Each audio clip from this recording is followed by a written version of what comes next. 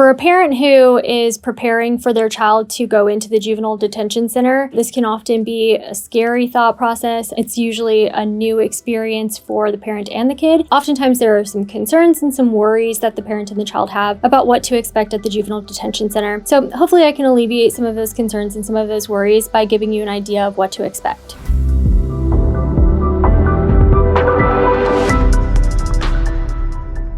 The detention center that every county uses is a little bit different. Here in Texas, in the Metroplex area, we have some counties that have their own juvenile detention center, like Tarrant County, Dallas County, Denton County. And then some other counties have to use another detention center that's in a different location. So Johnson County doesn't have their own detention center, and they might have their kids stay at a different location in another county's detention center. So depending on where a child is, the rules are somewhat different. For the most part though, the experience can be pretty similar. So what you can expect at a juvenile detention center is that every kid who goes in is going to change into detention center clothing. They're not going to wear the clothes that they came there in. They're going to wear issued clothing. It's usually scrubs or sweats or something generic and something, a uniform type of clothing. They are going to have a room to themselves that has a bed and a toilet and a sink. The kids will eat meals together, so they'll have breakfast, lunch, and dinner at a prescribed time. The kids will all go to school. For a portion of the day, Monday through Friday, it's like regular school. The detention center actually is a school, usually within that city's school district. So for example, in the Tarrant County Juvenile Detention Center, the detention center is a school within Fort Worth ISD. So what would happen is whatever school the child was attending prior to entering detention, they will be unenrolled from. During the time they are in detention, they'll be enrolled in the detention center school, and then whenever they leave the detention center, they'll be unenrolled and then re-enrolled back in whatever school they're going to go to after that. So whatever schoolwork they're doing in the detention center, whatever credits they earn, those are part of the regular school district's curriculum and records, so that time's not wasted. That time counts toward their education and toward their credits, which is a good thing. Parents worry about that a lot. During the time they're not in school, they may be doing different kinds of recreation activities, or they may be doing visitations with family, visitations with their lawyer. They may be in court. There's a lot of things that the kids do when they're not in school, but school does take up a good portion of their day, Monday through Friday. Depending on the detention center, the recreational activities may look different. Sometimes the kids have games they can play or books they can read on their own time. Sometimes they have movies that they watch or shows they can watch. Typically, every detention center has prescribed visitation time where the family can come and visit the child, spend some time with them. Every detention center is going to do that a little bit differently. So some detention centers will let you sit in the same room with the child. Maybe you can have contact and hug. Some detention centers don't, and you have to sit and look at your child through glass or something like that. But